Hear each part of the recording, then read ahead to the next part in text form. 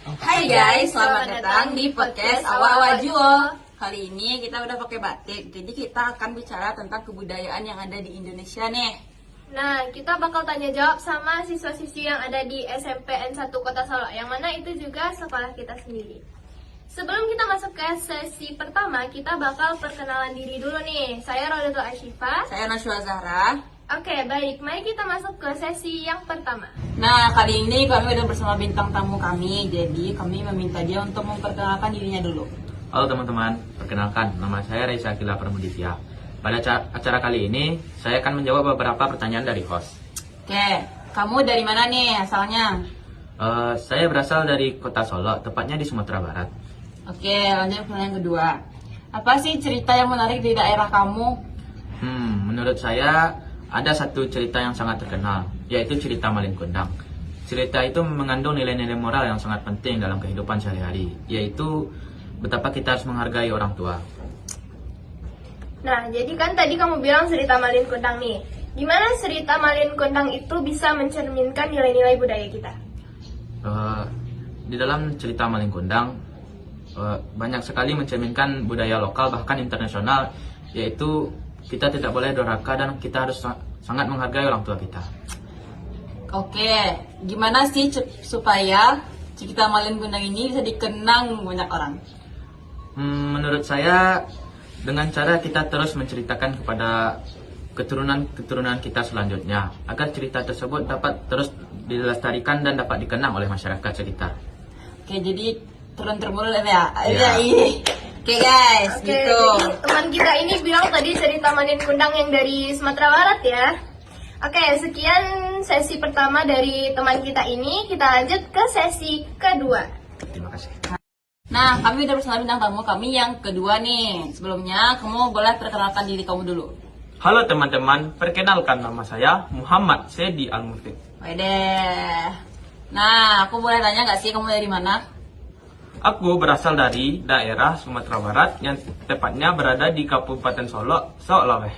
Oke, Nah, Mufid, jadi sebelumnya tuh kamu mau mendeskripsikan budaya yang dari mana dulu nih? Aku akan mendeskripsikan daerah yang berasal dari Aceh. Oke, Aceh ya. Ya.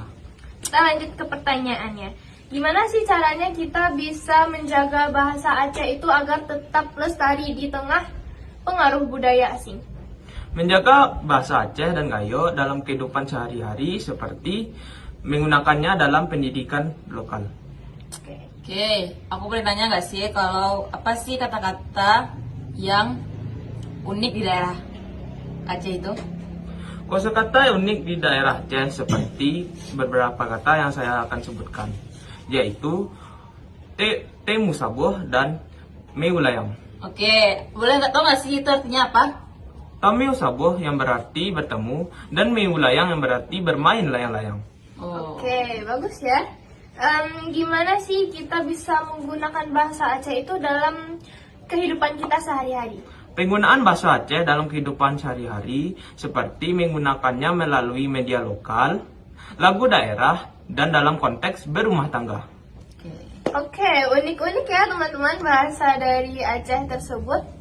Baik, terima kasih kita ucapkan kepada teman kita Mufid. Kita lanjut ke sesi ketiga. Nah, kami dulu sama bintang tamu kami yang ketiga. Jadi, kamu boleh perkenalkan diri kamu dulu nih.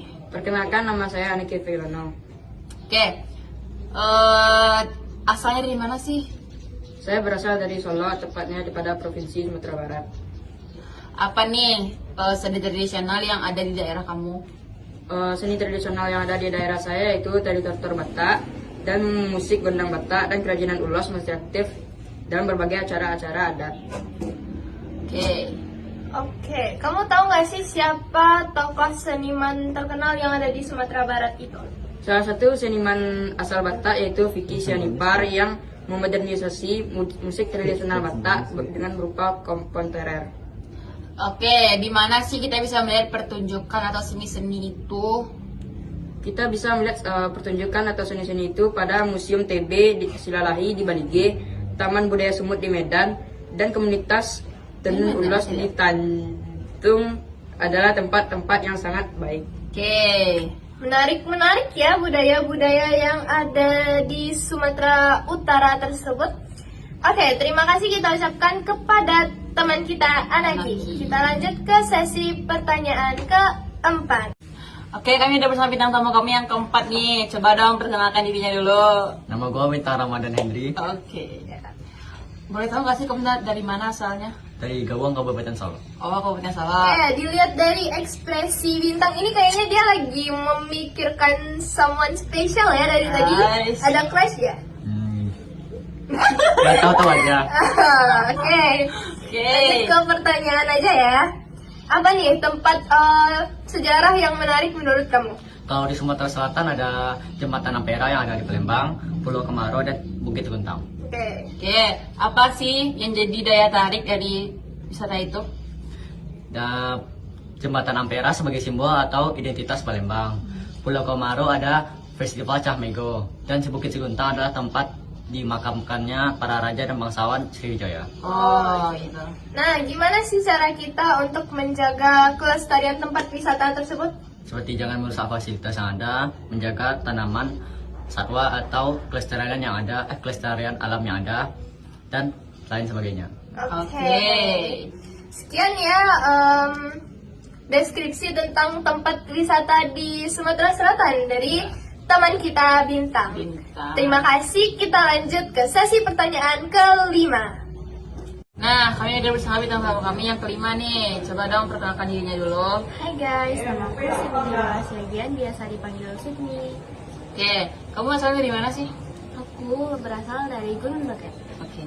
Oke, Sydney. Sebelumnya kamu mau mendeskripsikan budaya dari daerah mana nih? Aku mau mendeskripsikan budaya dari daerah Bandung. Oke. Aku nanya ya, apa sih acara adat atau perayaan budaya yang unik dan menarik dari daerah kamu? Dari daerah Bali maksudnya. Salah satunya ngaben dan melasti. Apa sih artinya itu? Kalau ngaben itu adalah upacara adat kematian yang mengantarkan jenazah ke alam akhirat dengan cara kremasi. Kalau melasti itu adalah penyucian diri sebelum acara nyeti. Oke.